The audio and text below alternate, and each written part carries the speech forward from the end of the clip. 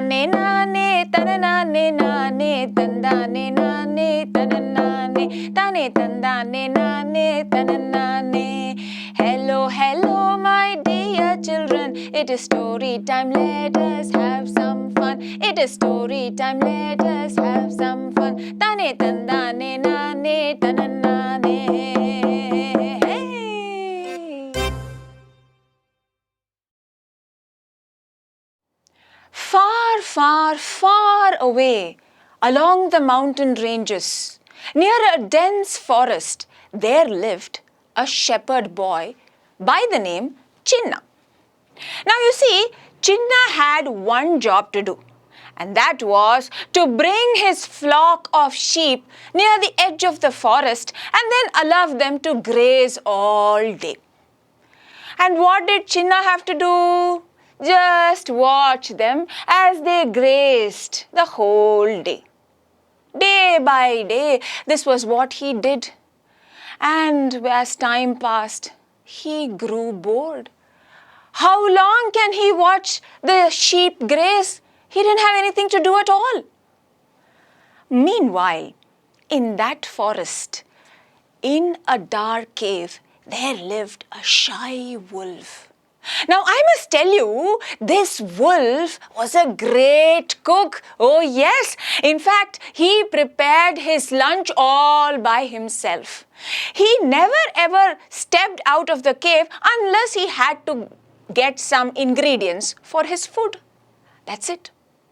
So it was one day when the wolf was preparing his lunch. La la la la la la la la la la la la la la la la la la.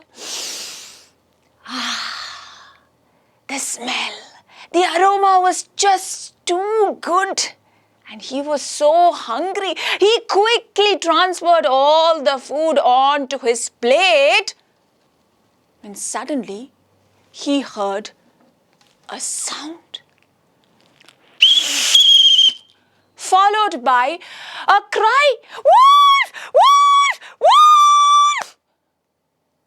And the sound was so loud, so sudden that it gave the wolf a jerk and then, ta-da! Uh-oh! The plate fell down, all the food fell down, and the wolf did not have anything to eat at all. Oh no! What does the silly boy want? Why is he calling my name? My food! Oh!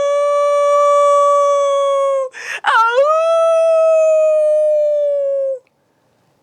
And the wolf howled in pain and anger. What more can he do? Meanwhile, near the edge of the forest, you remember the whistle? Oh yes, that whistle was given by Chinna's father so that Chinna can warn others whenever he spots a real wolf. And with that cry, Chinna's father gathered all the villagers and they came running with stones and sticks in their hand. As they reached the edge of the forest, Chinna's father asked, Where is the wolf? Where is that wolf? Where is that wolf?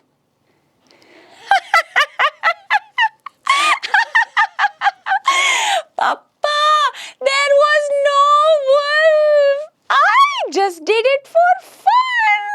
Yes, I was getting so bored. How long can I watch these sheep as they were grazing?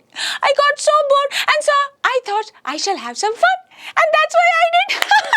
I fooled you. This is so much fun, said Chinna. But the villagers, they were not finding this funny. And one of them said, Chinna, what do you think of yourself? Huh? We left all our work and we came running thinking that you are in danger, but you are wasting our time. Foolish boy, don't you ever do like this again, okay? They screamed at him and they left. But Chinna, he just brushed it aside. The next day, inside the dark cave, the wolf got up. He was hungry, because he did not have food yesterday, right? And today he decided to prepare his lunch again with whatever ingredients were left. And so he began.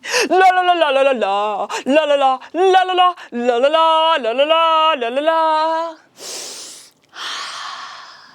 The aroma was so good. Quickly he transferred all the food onto his plate and was about to eat.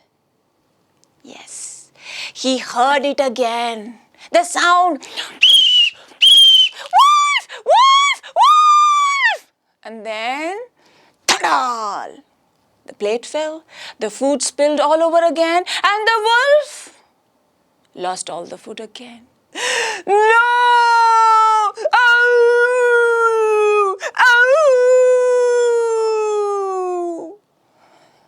Meanwhile, near the edge of the forest, the villagers again came running along with Chinna's father. But again, Chinna,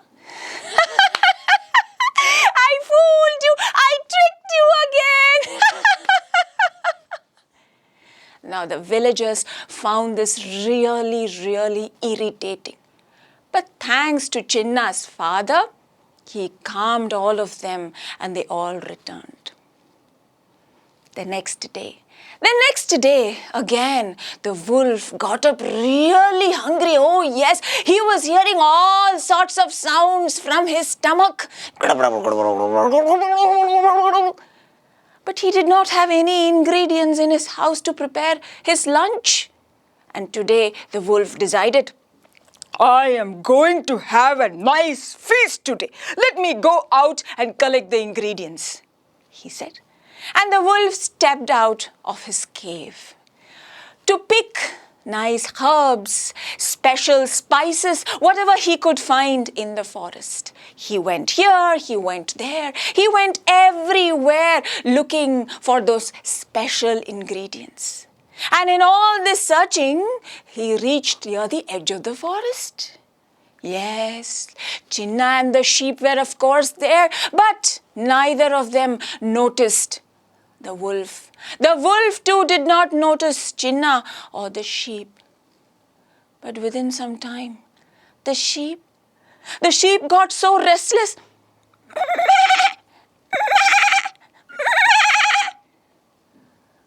Chinna did not understand what was happening. His sheep were behaving so strangely. He wondered what happened, and he looked all around when he... Wolf! It's a real wolf! Where is my whistle? Where is my whistle? Wolf! Wolf! Wolf! Wolf! He screamed. But do you think the villagers came? Not this time. They thought that this time too Chinna was playing with them. So they never came. But then the wolf, oh yes, he heard the familiar voice and he turned and he looked at Chinna and the sheep for the first time. And there he saw the sheep,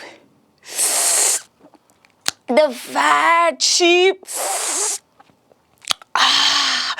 He found it so tempting. Oh yes. But Chinna, he looked at the wolf. He looked at the sheep. He looked at the wolf. He looked at the sheep. And the wolf noticed this action of Chinna and he thought, oh, the boy is actually offering me the sheep. How so nice of that boy. The sheep, they are so inviting, thought the wolf. And so immediately the wolf began to run towards the sheep. And Chinna was so terrified. Immediately he ran for his life, leaving all the sheep without helping them. He ran and ran as fast as he could. Meanwhile, the wolf came running towards the sheep, pounced on them, and had a feast of 3 of them.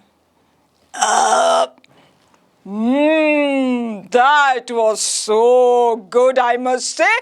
I can sleep for a week at least with no more food needed. said the wolf, and began to walk towards his cave. And what do you think happened to Chinna? Well, Chinna returned to the village.